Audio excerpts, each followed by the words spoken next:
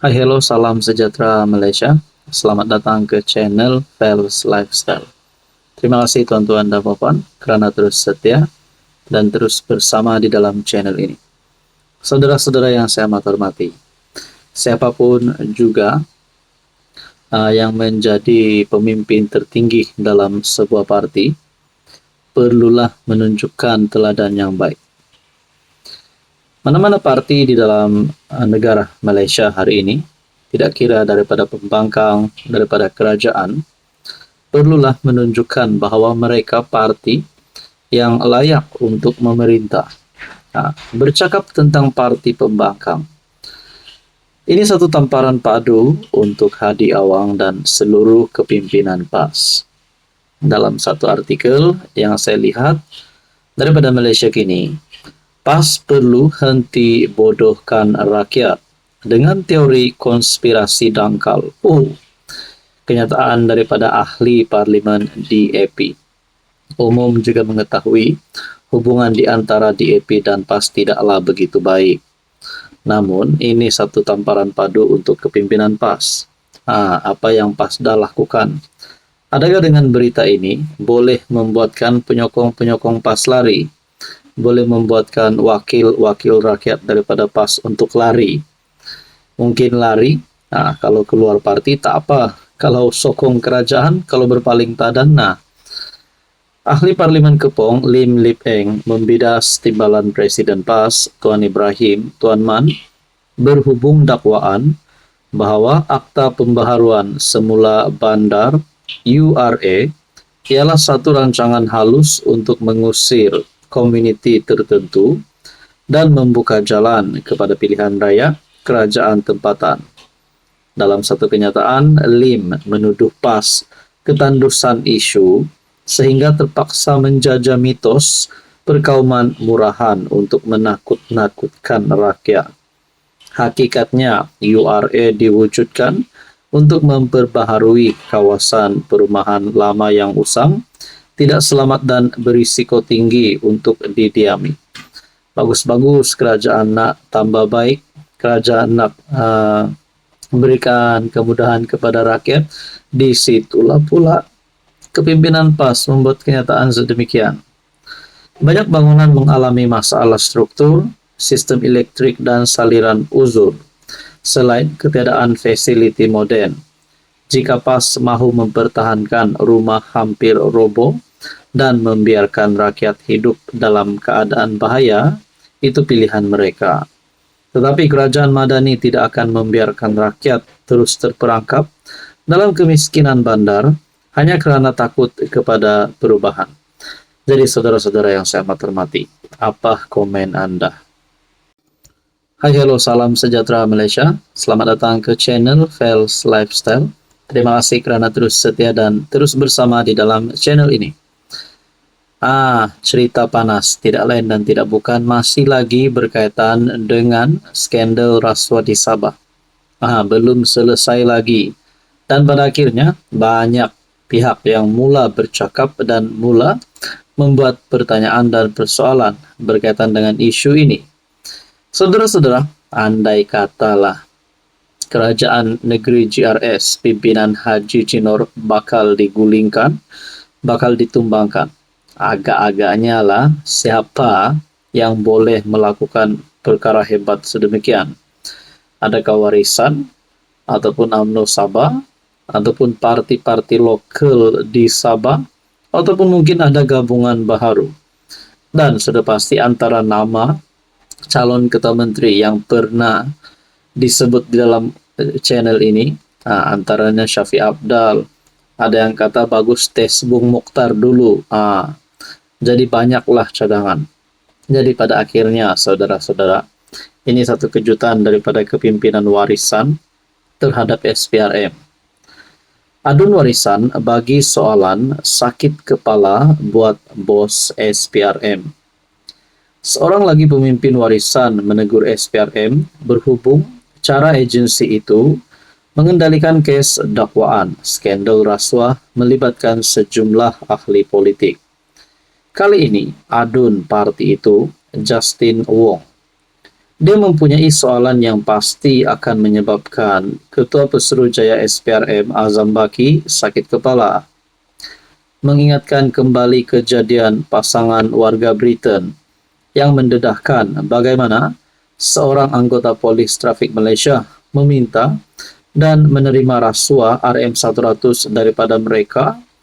Wong berkata, kejadian tersebut menarik perhatian begitu ramai orang. Justeru kata Adun Sri Tanjung berkenaan, dia mau bertanya kepada Azam, mengapa hanya 3 anggota polis trafik yang terlibat disiasat dan ditahan reman? Sebaliknya pasangan pelancong asing terbabit yang merupakan pemberi suapan tidak diambil sebarang tindakan. Saya percaya Azam sakit kepala untuk menjawab soalan saya, sebab keadaannya sama seperti skandal rasuah yang berlaku di Sabah dan disertai 8 rakaman video. Pada 30 Januari tahun lalu, pasangan Chris dan Marian Fisher dilaporkan membantu pihak berkuasa dalam siasatan mereka selepas rakaman video kejadian meminta suapan itu disiarkan di YouTube lalu menjadi tular. Wong membangkitkan perkara itu selepas Azam mengulangi pendirian SPRM bahawa pemberi maklumat skandal di Sabah yang mendakwa memberi rasuah kepada beberapa adun negeri itu tidak akan diberi perlindungan. Menggariskan senario berbeza, Wong berkata, Azam mesti memutuskan siapa yang harus dibawa ke muka pengadilan. Nah, sudah pasti antara salah satu pihak yang bersalah, sama ada nama-nama yang disebut di dalam skandal rasuah Sabah yang tular ataupun pemberi maklumat itu. Jadi kita nantikan saja siapa yang bersalah. Tapi bagi rakyat di negeri Sabah, mereka pasti mahu keadilan. Siapapun bersalah perlu dikenakan tindakan undang-undang. Nah, persoalannya siapa? Apa komen Anda?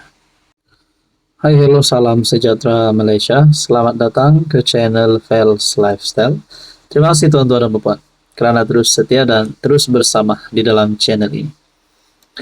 Ada satu kredit baru untuk kerajaan perpaduan pimpinan Anwar Ibrahim.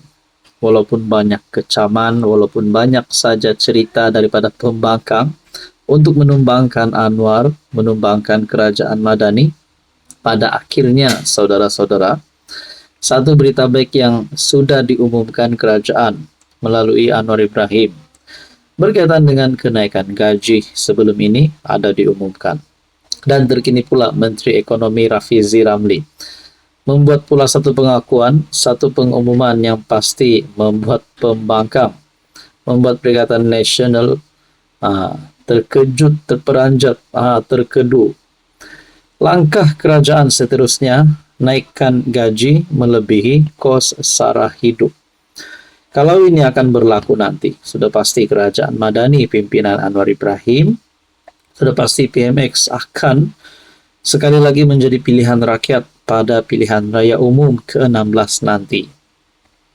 Menteri Ekonomi Rafizi Ramli berkata, langkah seterusnya dalam rancangan kerajaan untuk ekonomi negara adalah memastikan gaji melebihi kos sara hidup. Oh, ini satu berita gembira untuk rakyat Malaysia. Kata Rafizi, sekiranya inflasi dapat dikekalkan di bawah 2% untuk beberapa tahun akan datang, campur tangan kerajaan untuk meningkatkan gaji dan mewujudkan pekerjaan berpendapatan tinggi akan mula mengurangkan tekanan kos sara hidup. Jadi saya yakin apabila data-data gaji dimuktamadkan bagi tahun 2025 dan tahun 2025 ini adalah tahun yang penting. Kerana ketiga-tiga campur tangan kerajaan untuk menaikkan gaji ini akan berlaku serentak. Kenaikan gaji kaki tangan awam, kenaikan gaji minimum, dan juga pelaksanaan gaji progresif dengan menggunakan RM200 juta yang pertama, katanya dalam ucapan penggulungan titah diraja di Dewan Rakyat. Semasa pembentangan belanjawan 2025, PM Anwar mengumumkan bahawa gaji minimum akan dinaikkan daripada 1.500 kepada 1.700 mulai bulan ini, yaitu pada bulan Februari. Mei lalu, kerajaan memperkenalkan dasar gaji progresif, skim sukarela yang bertujuan untuk menaikkan gaji. Rafizi turut menjelaskan bahawa 2 tahun pertama kerajaan memegang jawatan adalah tertumpu kepada mewujudkan naratif ekonomi yang kukuh. Ini satu berita baik untuk penyokong-penyokong kerajaan dan seluruh rakyat Malaysia. Nah, apa yang saya perasan di sini? Adakah ini membuatkan Rafizi menunjukkan bahawa beliau memang selayaknya memegang platform Kementerian Ekonomi, Menteri Ekonomi, dan layak juga menjadi pengganti Anwar yang seterusnya? Apa komen anda?